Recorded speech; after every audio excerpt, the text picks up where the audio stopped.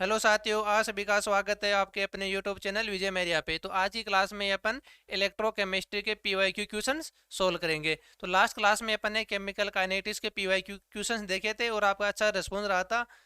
तो आज की क्लास में अपन स्टार्ट कर रहे हैं इलेक्ट्रोकेमिस्ट्री के पीवाईक्यू क्वेश्चन। और जितने भी अब तक 2011 से 2022 तक जितने भी एग्जाम हो चुके हैं सेकंड ग्रेड की, उसके सभी के सभी क्वेश्चन अपन सोल्व करेंगे। तो अब देखते हैं इलेक्ट्रोकेमिस्ट्री में। तो सबसे पहला क्वेश्चन आ रखा है कि ये कोई एक सेल रिएक्शन दे रखी है और इसके लिए बोल रहा है कि मानक सेल विभव का मान क्या होगा इस सेल रिएक्शन के लिए। क्या पूछ रहा है? स्टैंडर्ड पोटेंशियल इलेक्ट्रोड का वो निकालना अपन सेल का।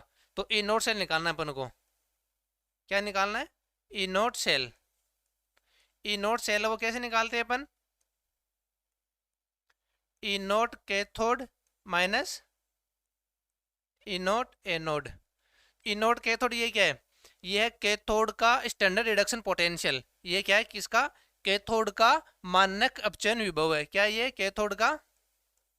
ये किसका है? कैथोड का मानक अपचयन विभव। कैथोड का स्टैंडर्ड रिडक्शन पोटेंशियल, मानक अपचयन विभव। और ये है किसका? ये है एनोड का। एनोड का क्या? ये स्टैंडर्ड रिडक्शन पोटेंशियल, मानक अपचयन विभव। कैथोड का मानक अपचयन विभव माइनस एनोड का मानक अपचयन विभव।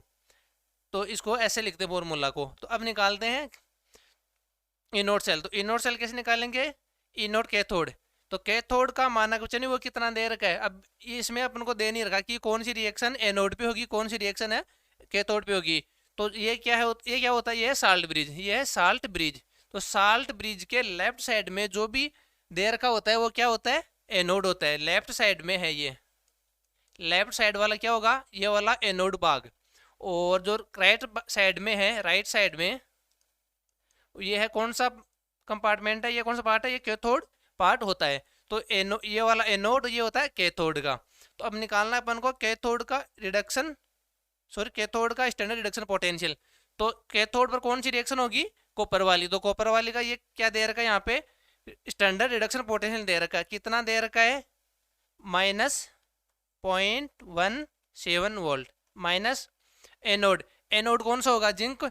एनोड ये क्या? जिंक क्या होगा? एनोड होगा। कि लेफ्ट साइड में जो भी होगा वो क्या होगा? एनोड होगा। तो एनोड का अपचयन विभव कितना दे रखा है? ये दे रखा है माइनस का 0.76। तो बस इसको सोल्व कर दो यहाँ से। तो -0.17, ये माइनस माइनस क्या हो जाएगा? प्लस 0.76। तो यहाँ से ये आंसर कितना आ जाएगा? इसको डिवाइड किया, इसे माइनस कर दो इसको, तो ये आ जाएगा 0.59 वोल्ट। किसमें आएगा? प्लस में। तो आंसर नंबर कौन सा हो जाएगा अपना? आंसर हो जाएगा अपना फोर्थ आंसर हो जाएगा इसमें। तो ऐसे निकालते हैं अपन इनोड सेल। अब नेक्स्ट देखते हैं। नेक्स्ट क्वेश्चन है, नेक्स्ट क्वेश्चन दे रखा है, ये क्वेश्चन दे रखा है।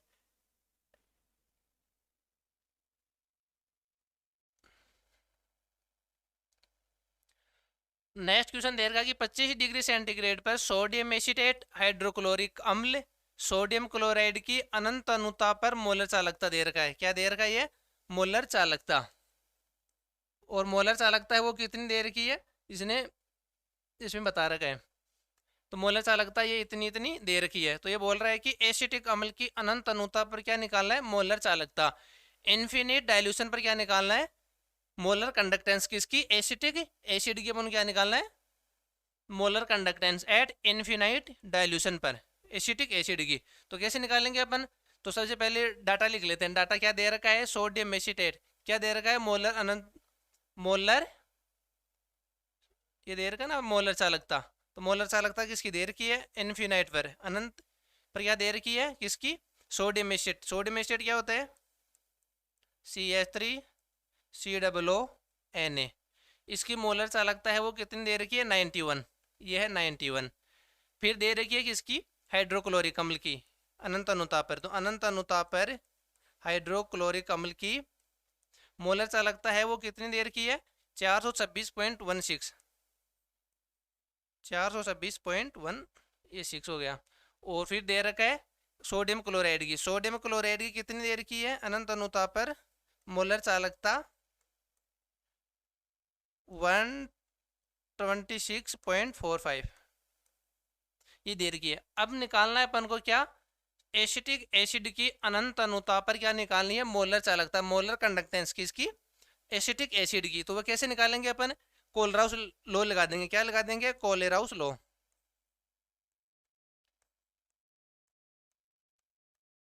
कोलेराउस लॉ, कोलेराउस लॉ से अपन कैसे निकालेंगे इसको, किसकी निकालनी है अपन को, अनंत अनुता पर किसकी, एसिटिक एसिड की, CH3COOH की। कैसे निकालेंगे अपन, दो सोडियम एसीटेट दे रखा है उसको और हाइड्रोक्लोरिक अम्ल है, उन दोनों का ऐड करके इसको माइनस कर देंगे, किसको, NaCl को। तो किसकी आ जाएगी ये, एसिडिक एसिड की। तो निकाल दो यहाँ से, तो CH3COOH, म्यू इन्फिनिटी किसकी, ये sodium acetate, CH3COONA plus mu infinity पर कितनी किसकी दे रखी, HCl की। इन दोनों को ऐड कर दो और माइनस किसी कर दो, NaCl की। तो यहाँ से क्या आ जाएगी, ये क्या है, NaCl। तो यहाँ से किसकी आ जाएगी, मोलर चालकता है वो CH3COOH, एसिटिक एसिड की मोलर कंडक्टेंस निकाल लेंगे यहाँ से अपन इसकी। तो यहाँ से इसके डाटा लिख दो यहाँ से, ये कितना दे रखा है, ये दे रखा है 91 प्लस म्यू इन्फिनिटी पर एसिल कितने दे रखा है, 426.16 माइनस ये NaCl कितनी दे रखी है, 126.45। तो यहाँ से इसको अगर सोल्व करोगे तो ये आ जाएगा कितना, 390.71 साइमन सेंटीमीटर स्क्वायर और मोल इनवर्स। ये अपन क्या आ जाएगा, आंसर आ जाएगा। इन दोनों को ऐड करके इसको NaCl को माइनस कर दो तो किसकी आ जाएगी, मोलर चालकता, मोलर कंडक्टेंस, एसिटिक एसिड की मोलर कंडक्टेंस आ जाएगी। तो इसका आंसर हो जाएगा अपना थर्ड आंसर हो जाएगा। अब देखते हैं नेक्स्ट क्वेश्चन। नेक्स्ट क्वेश्चन दे रखा है कि KCl के तनुकरण करने पर चालकता एवं तुल्यांक की चालकता में क्या बदलाव होगा।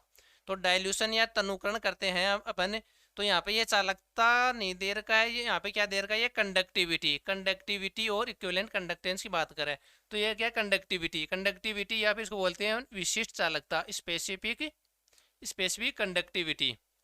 तो यहाँ पे क्या दे रखा है, चालकता, ये चालकता क्या बोलते हैं अपन, कंडक्टेंस।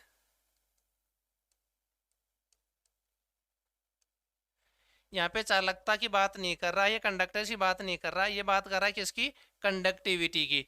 तो अगर अपन इसको चालकता लेकर सोल्व करेंगे हिंदी मीडियम से तो इसका आंसर है वो रॉन्ग हो जाएगा। अपन को इंग्लिश वाले से देखना है कि यहाँ पे किसकी बात कर रहे हैं, कंडक्टिविटी की।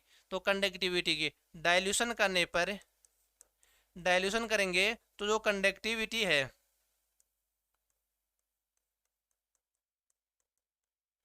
कंडक्टिविटी है वो क्या होती है, डाइल्यूशन करने पर डिक्रीज हो जाती है। कंडक्टिविटी है वो क्या हो जाती है, डिक्रीज हो जाती है। जबकि इक्विवेलेंट कंडक्टिविटी है, इक्विवेलेंट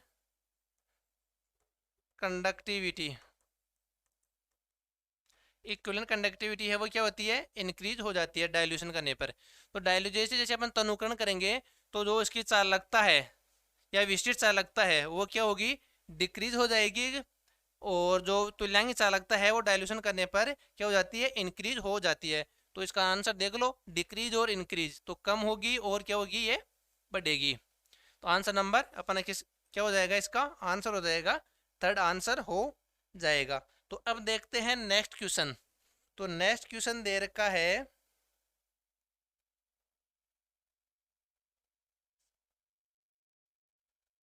नेक्स्ट क्वेश्चन दे रखा है कि ब्लिस्टर कॉपर के विद्युत अपघटनीय शुद्धिकरण के संबंध में कौन सा कथन सत्य है। तो कौन सा कथन है वो सत्य होगा। ब्लिस्टर कॉपर का क्या करें अपन, इसका शुद्धिकरण कराने पर, तो शुद्धिकरण कराने पर क्या होगा, तो एनोड है वो ब्लिस्टर कॉपर का होता है। तो एनोड ब्लिस्टर है वो किसका होता है, कॉपर का होता है, ये बात सही है। कैथोड है वो शुद्ध कॉपर का लेते हैं। जैसे अपन जिस भी धातु का या जिस मेटल का अपन क्या करते हैं, प्यूरिफिकेशन कराते हैं, तो कैथोड है वो किसका लेते हैं अपन, प्योर मेटल का लेते हैं। कैथोड है वो किसका लेते हैं, प्योर मेटल का। तो कैथोड है वो प्योर मेटल का ले रखा है, तो यहाँ पे ये भी सही है। कॉपर सल्फेट का अम्लीय विलयन विद्युत अपघटन विलयन होता है। इसमें जो भी अपन इलेक्ट्रोलाइट लेते हैं वो क्या होता है, इलेक्ट्रोलाइटिक सॉल्यूशन है वो किसका लेते हैं, जो भी कॉपर है उसका क्या लेंगे, सॉल्यूशन लेंगे कॉपर सल्फेट का। ये बात भी सही है। ये बोल रहा है कि एनोड पर Cu प्लस से Cu ये वाली रिएक्शन होती है। एनोड पे क्या होता है, एनोड पे क्या होता है, ऑक्सीडेशन होता है, जबकि यहाँ पे एनोड पे कॉपर का क्या हो रहा है, रिडक्शन हो रहा है। ये क्या हो रहा है, रिडक्शन। तो ये तो होगा नहीं, क्योंकि एनोड पे क्या होता है, ऑक्सीडेशन होता है। तो ये वाली रिएक्शन नहीं होगी। एनोड पे रिएक्शन कौन सी होगी, कॉपर का क्या होगा, ऑक्सीडेशन। तो ये Cu से Cu प्लस में जाएगा, प्लस 2 इलेक्ट्रॉन। तो ये वाली रिएक्शन होगी। तो ये वाली रिएक्शन क्या है, यहाँ पे रोंग दे रखी है। तो रोंग दे रखी है तो कौन सा कथन असत्य हो जाएगा, फोर्थ कथन है वो क्या है, असत्य है। एनोड रिएक्शन, एनोड पे ये वाला रिएक्शन नहीं होगी। एनोड पे क्या होता है, ऑक्सीडेशन होता है, जबकि ये यहाँ पे क्या दे रखा है, रिडक्शन दे रखा है। तो ये नहीं होगा। अब देखते हैं नेक्स्ट क्वेश्चन। नेक्स्ट क्वेश्चन पर चलते हैं अपन। नेक्स्ट क्वेश्चन दे रखा है कि जब एक कॉपर की छड़ सिल्वर नाइट्रेट के विलयन में डाला जाता है तो विलयन का रंग नीला हो जाता है, क्योंकि ये बात कर रहा है कॉपर की छड़ है उसको सिल्वर नाइट्रेट पे, ये कोई कॉपर की छड़ है उसको सिल्वर नाइट्रेट, सिल्वर नाइट्रेट वो क्या होता है, AgNO3, AgNO3 पे किसकी छड़ डाल रहे हैं अपन, कॉपर की छड़ लगा रहे हैं। तो ये बोल रहा है कि विलयन में डाला जाता है, विलयन का रंग क्या हो जाता है, नीला हो जाता है। विलयन का रंग है वो कैसा हो जाता है, ब्लू हो जाता है। तो ब्लू कैसे होगा, तो ये रिएक्शन होगी। तो ये क्या होगी, कॉपर क्या है, मोर रिएक्टिव मेटल है। कॉपर है वो क्या है, मोर रिएक्टिव मेटल है, किसकी तुलना में, सिल्वर की तुलना में। तो अगर अपन ने जो मोर रिएक्टिव है, जो अधिक क्रियाशील धातु होती है, उसको अगर अपन कम क्रियाशील धातु के लवण में डालते हैं तो अधिक क्रियाशील धातु है वो कम क्रियाशील धातु के लवण को क्या कर देती है, विस्थापित कर देती है। तो जो मोर रिएक्टिव मेटल है वो अपने से लेस रिएक्टिव जो साल्ट होता है मेटल का, उसको क्या कर देती है, रिप्लेस कर देती है। तो यहाँ से क्या बन जाएगा, ये बन जाएगा CuNO3 का होल ट्वाइस प्लस सिल्वर। तो सिल्वर को इसने क्या कर दिया, यहाँ से रिप्लेस कर दिया, क्योंकि कॉपर है वो क्या है, मोर रिएक्टिव मेटल होती है, अधिक क्रियाशील धातु होती है। ये एक्वस सॉल्यूशन है, ये सॉलिड है। तो ये यहाँ से एक्वस में चेंज हो गया और ये है सॉलिड में। तो यहाँ पे देख लो कॉपर का, कॉपर यहाँ पे कौन सी ऑक्सीडेशन स्टेट में है, जीरो में। जीरो से यहाँ पे कितने में चला गया, ये +2 में। सिल्वर, सिल्वर पे ऑक्सीडेशन कितना है, +1, और यहाँ से किस में चला गया, ये जीरो में। तो यहाँ पे देख लो कॉपर का तो क्या हो रहा है, कॉपर का है इसमें यहाँ पे क्या हो रहा है, ऑक्सीडेशन।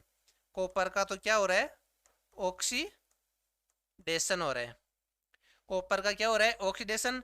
और सिल्वर का क्या हो रहा है, यहाँ पे सिल्वर है वो +1 से जीरो में चला गया, तो क्या हो गया यहाँ पे इसका रिडक्शन। तो देख लो स्टेटमेंट, कॉपर का अपचयन होता है ना, कॉपर का तो क्या हो रहा है, ऑक्सीडेशन होता है। ये बात गलत है, रिडक्शन ऑफ कॉपर, कॉपर का रिडक्शन नहीं हो रहा, कॉपर का क्या हो रहा है, ऑक्सीडेशन हो रहा है। नेक्स्ट देखते हैं, सिल्वर का ऑक्सीकरण हो रहा है ना, सिल्वर का ऑक्सीकरण थोड़ा हो रहा है, यहाँ पे सिल्वर का क्या हो रहा है, रिडक्शन हो रहा है। सिल्वर का क्या हो रहा है, रिडक्शन। ये भी नहीं होगा। अब देखते हैं, ये एक संकुल का निर्माण करता है, संकुल का निर्माण थोड़ा कर रहा है, ये फॉर्मेशन ऑफ सोल्यूबल कॉम्प्लेक्स या कॉम्प्लेक्स का निर्माण थोड़ा कर रहा है, नहीं। और थर्ड दे रखा है, कॉपर का क्या हो रहा है, ऑक्सीडेशन। कॉपर का क्या हो रहा है, कॉपर है जीरो से किस में चला गया, +2 में, और क्या हो रहा है इसका, ऑक्सीडेशन।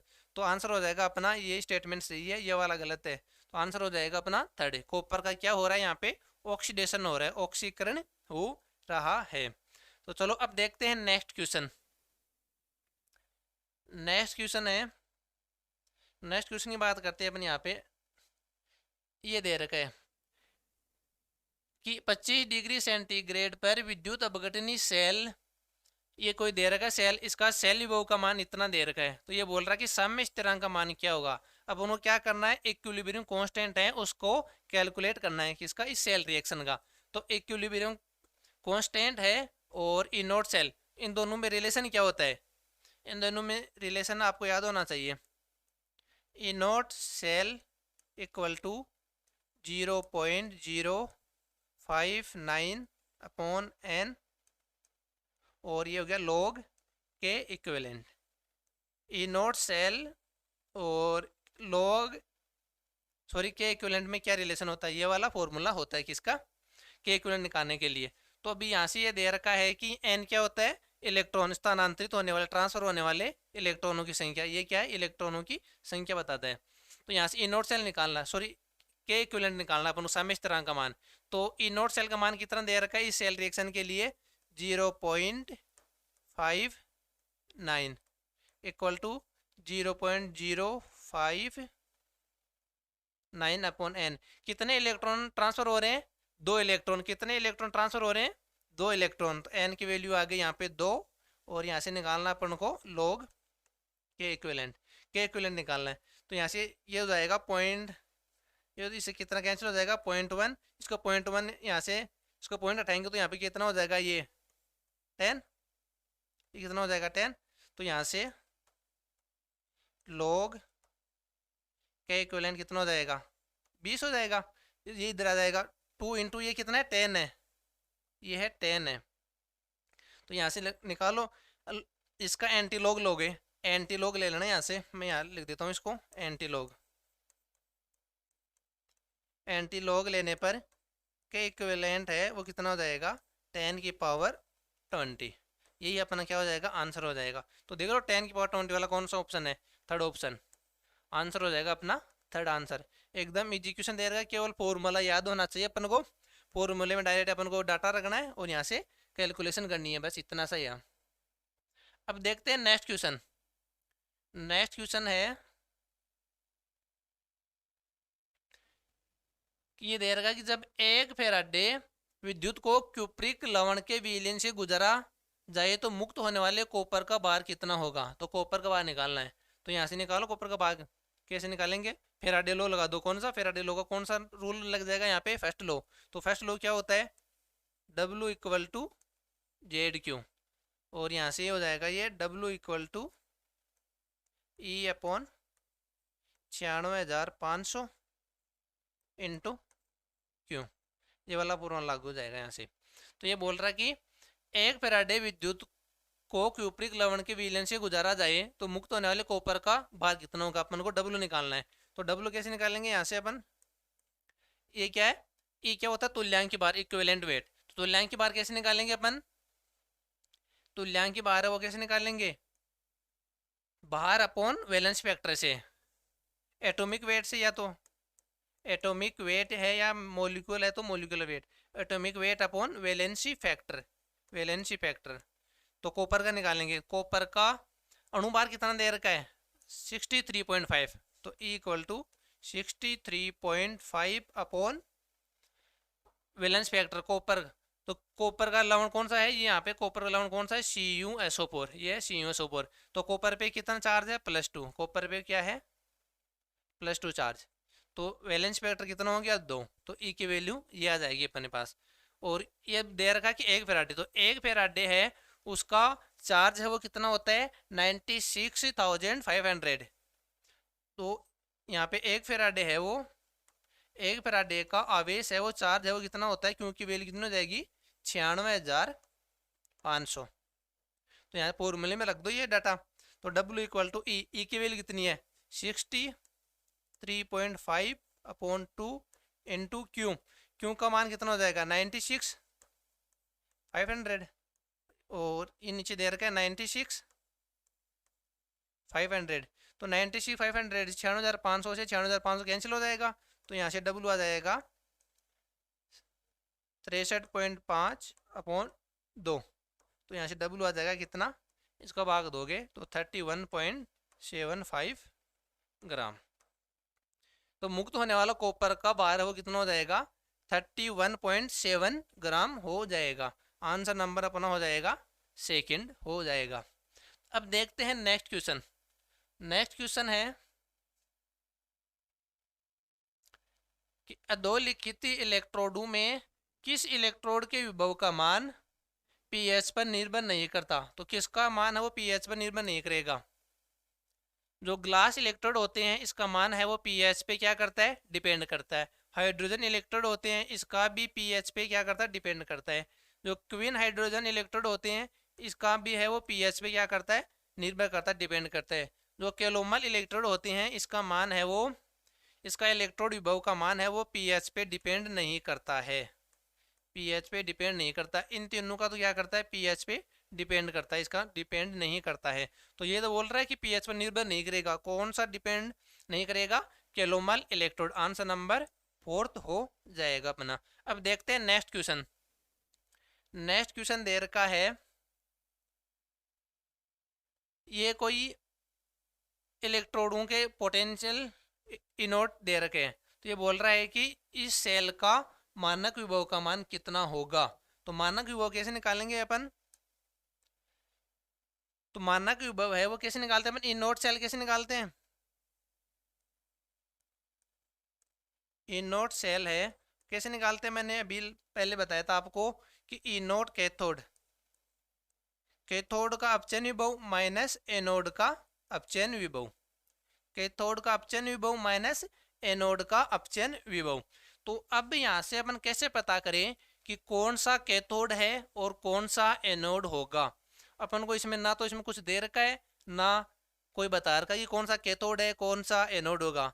तो या तो अपन को क्या पता होना चाहिए, इलेक्ट्रोकेमिकल सीरीज याद होना चाहिए, या तो हमें क्या होना चाहिए, इलेक्ट्रोकेमिकल सीरीज है वो याद होनी चाहिए, तभी पता कर सकते हैं। अगर किसी को अब बोलोगे कि सर हमारे को तो इलेक्ट्रोकेमिकल सीरीज इतनी बड़ी है तो कैसे याद होगी, तो इसका मैं सीधा शॉर्ट ट्रिक बता देता हूँ कि इसको कैसे निकालेंगे। यहाँ से जिसका भी इनोट है वो क्या होगा, ज्यादा होगा, उसको क्या बना देंगे अपन, कैथोड बना देंगे। इनोट ज्यादा,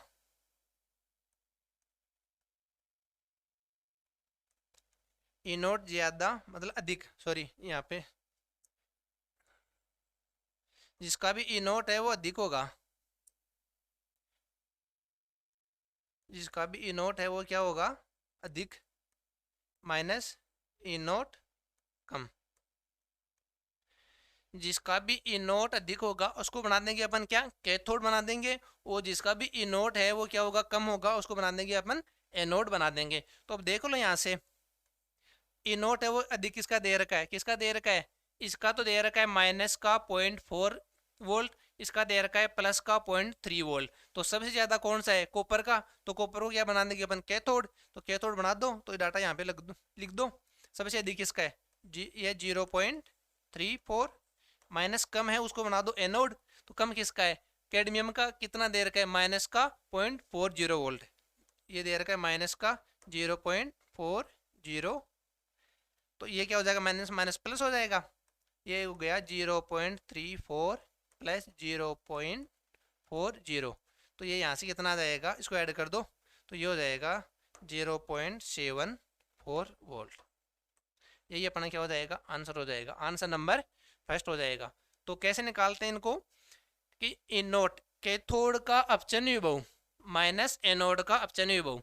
अब यहाँ पे सेल का रिप्रेजेंटेशन भी नहीं दे रखा कि उसे पता करे कि कौन सा एनोड होगा कौन सा कैथोड होगा। तो इसके लिए आपको शॉर्ट ट्रिक कैसे लगाना है, जिसका भी इनोट अधिक दे रखा होगा उसको क्या बना देना है, अपन को कैथोड बना देना है, और जिसका भी इनोट कम दे रखा होगा उसको क्या बना देंगे अपन, एनोड बना देंगे। तो देख लो यहाँ पे सबसे अधिक किसका दे रखा है, कॉपर को कैथोड बना दो, और कम किसका दे रखा है, कैडमियम का, तो कैडमियम को अपन क्या बना देंगे, एनोड बना देंगे, और इस डाटा से लिखे अपन डायरेक्ट सोल्व कर लेंगे। अब अगर नहीं दे रखा होगा तो आप इसको डायरेक्ट ये वाला फॉर्मूला भी लगा सकते हैं,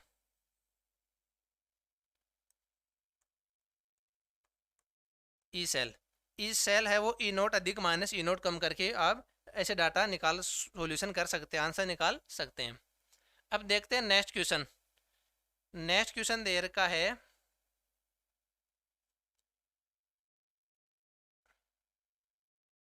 ये रहा नेक्स्ट क्वेश्चन। ये नेक्स्ट क्वेश्चन वही सेम दे रखा है अभी जैसे अपन उसको पीछे एक क्वेश्चन सोल्व किया था कि एजीएनओ3 केसीएल और केएनओ3 की अनंत अनुता पर मोलर चालकता दे रखी है, और एजीसीएल की क्या बोल रहा है, अनंत अनुता पर मोलर चालकता, मोलर कंडक्टिविटी निकालनी है किसकी, molar conductivity of AgCl at infinite dilution will be. तो निकाल लो, कैसे निकालोगे, एजीएनओ3 और केसीएल और केएनओ3 की दे रखी है और एजीसीएल की निकालनी है। तो एजीसीएल की कैसे निकालेंगे अपन, इन दोनों को ऐड कर दो, एजीएनओ3 और केसीएल को ऐड करोगे तो क्या बन जाएगा यहाँ से एजीसीएल, क्या बन जाएगा एजीसीएल, एजीसीएल प्लस क्या बन जाएगा केएनओ3। तो इन दोनों को ऐड करके इसको माइनस कर दोगे तो क्या बन जाए, किसकी निकल जाएगी अपन, हमारे पास AgCl की मोलर चालकता आ जाएगी। तो कैसे निकालेंगे, म्यू इन्फिनिट पे दे रखा है, तो ये सॉरी ये क्या दे रखा है, इसको ये साइन ये वाला ले रखा है, तो ये ले लेते हैं अपन भी। किसकी निकालनी है अपन को, AgCl की। कैसे निकालेंगे, AgNO3 को ऐड कर दोगे,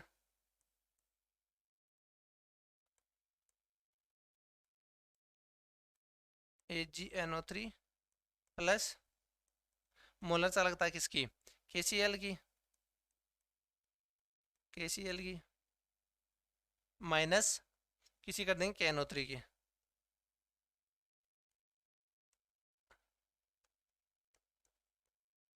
KNO3 की। तो यहाँ से डाटा लिख दो, AgNO3 की मोलर चालकता है वो कितनी देर की है, 133.4 प्लस KCl की देर की है 149.9 और माइनस KNO3 की कितनी देर की है 144.9, 144.9। तो यहाँ से इसको सोल्व कर लो, तो इसको सोल्व करोगे तो ये कितना आ जाएगा, ये आ जाएगा 138.4, ये क्या दे रखा है, इसकी यूनिट दे रखी है ohm inverse centimetre square mole inverse, ये आ जाएगी अपनी इन्फिनिटी पर मोलर चालकता किसकी, AgCl की। ऐसे निकालते हैं, तो देख लो कौन सा आंसर है, आंसर नंबर कौन सा हो जाएगा अपना, थर्ड आंसर हो जाएगा, आंसर नंबर थर्ड। ऐसे निकालेंगे, ये भी एक पीछे भी क्वेश्चन आया था और एक क्वेश्चन दोबारा से रिपीट हो गया सेम। अब देखते हैं नेक्स्ट क्वेश्चन, दे रखा है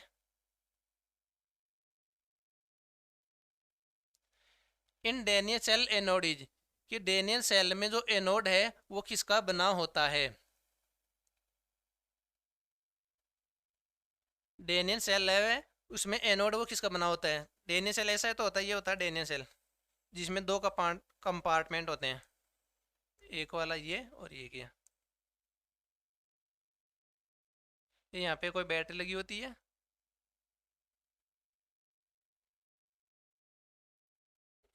ये यहाँ पे क्या होता है, साल्ट ब्रिज होता है, ये क्या होता है, साल्ट ब्रिज, इसको बोलते हैं साल्ट ब्रिज, लवण सेतु, साल्ट।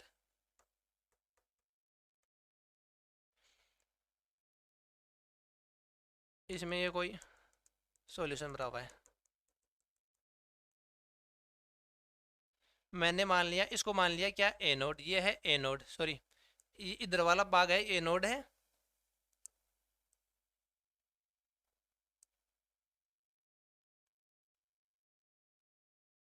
इसको मान लिया मैंने एनोड और इसको मान लिया मैंने कैथोड। जो एनोड होता है वो किसका बना होता है, एनोड है वो किसका बना होता है, जिंक का, और जो कैथोड है वो किसका बना होता है, कॉपर का बना होता है। और इसमें ये ZnSO4 सॉल्यूशन होता है और इसमें होता है कॉपर सल्फेट का सॉल्यूशन होता है। तो ये बोल रहा है कि एनोड है डेनियल सेल में, एनोड है वो किसका बना होता है, एनोड है वो किसका बना होता है, जिंक का, कॉपर इलेक्ट्रोड का नहीं, जिंक इलेक्ट्रोड का बना होता है। एनोड है वो किसका बना होता है, एनोड है वो किसका है, जिंक का बना होता है। तो आंसर नंबर कौन सा हो जाएगा अपना, सेकंड आंसर हो जाएगा। अब देखते हैं नेक्स्ट क्वेश्चन, की ओर बढ़ते हैं अपन। और ये दे रखा है कि relation between conductance, specific conductance and cell constant के बीच में अपन को क्या निकालना है, रिलेशन निकालना है। तो यहाँ से निकाल लेंगे रिलेशन। ये बोल रहा है कि चालकत्व, विशिष्ट चालकत्व और सेल स्थिरांक में अपन को क्या बताना है, संबंध बताना है। तो संबंध क्या होते हैं, तो विशिष्ट चालकत्व होता है वो क्या होता है, अपन इसको ले लेते हैं 1/r। चालकत्व क्या होता है, प्रतिरोध का व्युत्क्रमित तो क्या होता है, चालकत्व कहलाता है। विशिष्ट चालकत्व क्या होती है, K होता है। और सेल कांस्टेंट, ये क्या है, सेल स्थिरांक की बात कर रहे हैं। तो K क्या है, इस विशिष्ट चालकत्व है, विशिष्ट चालकत्व क्या होता है, K = 1/r इंटू L/A। ये तो रिलेशन होता है। K क्या है यहाँ पे, स्पेसिफिक कंडक्टेंस, ये क्या है, स्पेसिफिक कंडक्टेंस। मैंने लिख लिया यहाँ पे इसको विशिष्ट चालकत्व या फिर बोलते हैं इसको स्पेसिफिक कंडक्टेंस। 1/r को क्या बोलते हैं अपन? कंडक्टेंस बोलते हैं। इसको क्या बोलते हैं? चालकत्व, कंडक्टेंस इसको बोलते हैं कंडक्टेंस। L/A होता है, इसको क्या बोलते हैं अपन? सेल कांस्टेंट इनटू, इसको बोलते हैं अपन सेल कांस्टेंट। तो ये तो इसमें रिलेशन होता है। अब देख लो ऑप्शन के हिसाब से ये कैसे कैसे पूछ रहा है, तो सेल स्थिरांक के बारे में पूछ रहा है ये, तो यहाँ से सेल कांस्टेंट निकाल लो। तो सेल कांस्टेंट है वो क्या हो जाएगा? सेल स्थिरांक है वो क्या हो जाएगा? क्या होगा? Specific conductance, specific conductance upon ये क्या हो जाएगा? कंडक्टेंस।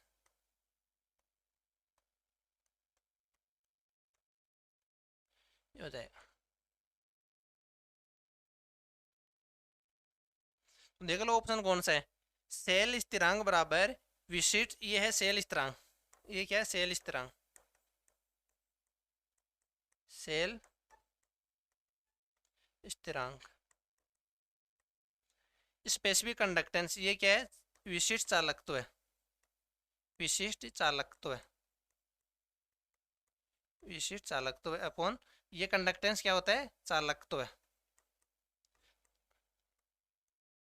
देख लो कौन सा ऑप्शन हो जाएगा? सेल स्थिरांक बराबर विशिष्ट चालकत्व अपॉन चालकत्व, सेल कांस्टेंट बराबर specific conductance upon conductance. Answer number कौन सा हो जाएगा अपना? फर्स्ट आंसर हो जाएगा इसका। अब देखते हैं नेक्स्ट क्वेश्चन। नेक्स्ट क्वेश्चन है कि निम्नलिखित अर्धशैल अभिक्रिया में इनोट सेल का मान क्या होगा? तो यहाँ से निकालेंगे अपन इनोट सेल। तो ये बोल रहा है इनोट सेल, बताओ।